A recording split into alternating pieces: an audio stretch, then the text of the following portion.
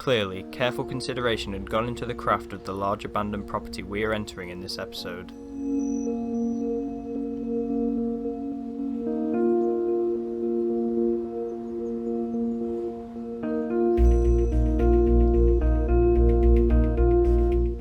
The structure was once a large country house and then became a famous orphanage that functioned for more than 20 years.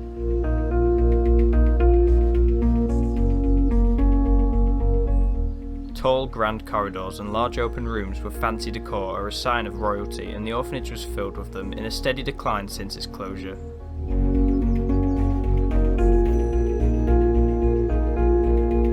Join us as we enter the decaying site to see what beautiful details remain today.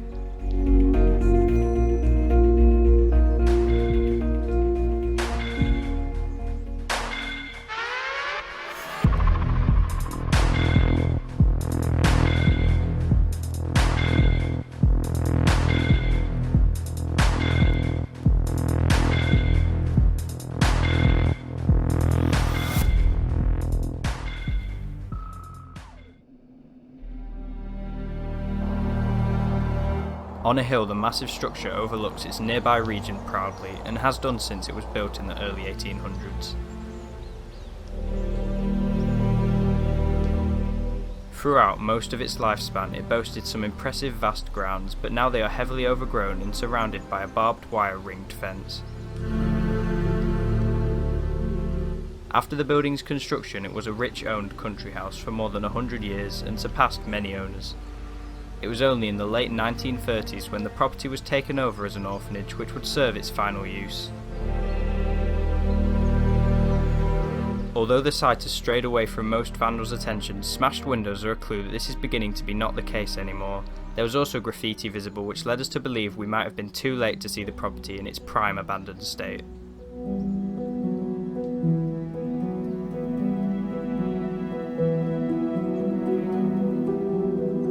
We start our coverage of the orphanage in the dark basement, where we find a large boiling system with gauges and piping.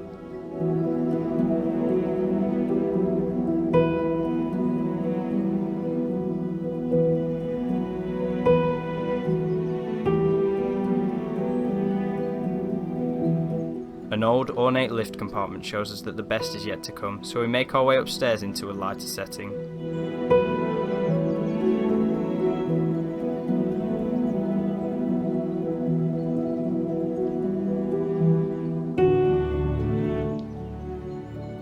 Here, even though the building suffers from extensive decay and mould, there are many large empty rooms with fireplaces that are grand in design.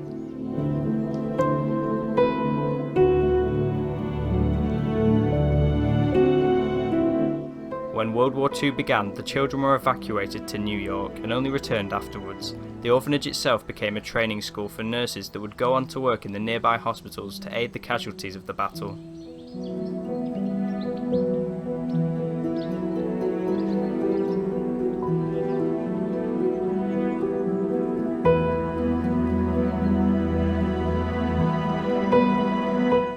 This large wooden furnished space was a highlight of the site.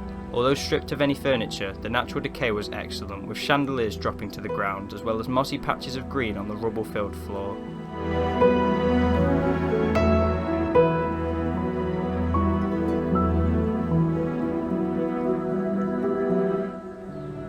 The details on the skylight were very prominent as well, with what appeared to be fruits and small animals in the gaps between glass panes.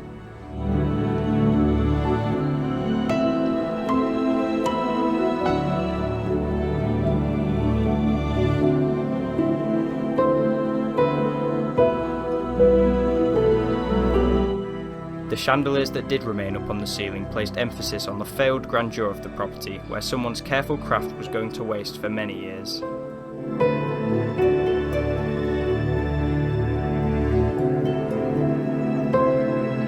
In the late 1950s, the high price of maintenance fees for the property forced the decision of closure for the premises. This was also assisted by the fact that the lowest amount of children ever was recorded at the orphanage. Late that year the building closed, but was kept in good condition for another 35 years.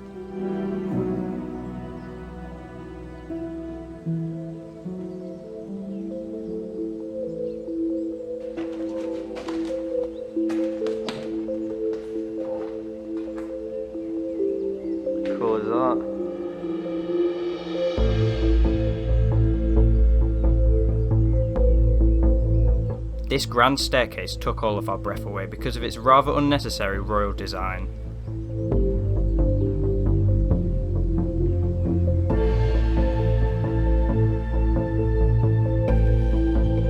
The entire structure is completely oak wood, but there is still the same intricate architecture on every banister.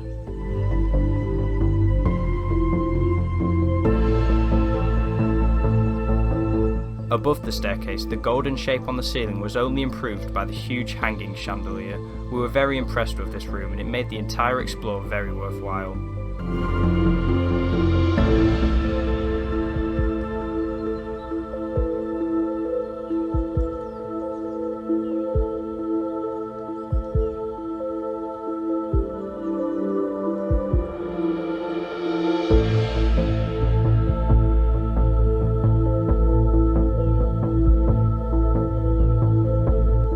The reason for the grandeur of the staircase was because we had reached the entrance hall, which was nothing nowadays. Only building materials were stored here, which shows that at some point work was commencing. However, we are unsure if it is still going ahead.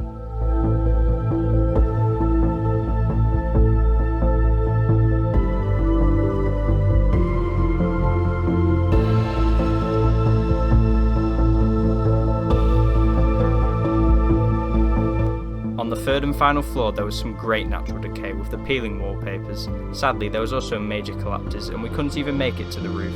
Nevertheless, we were ready to head out of the premises.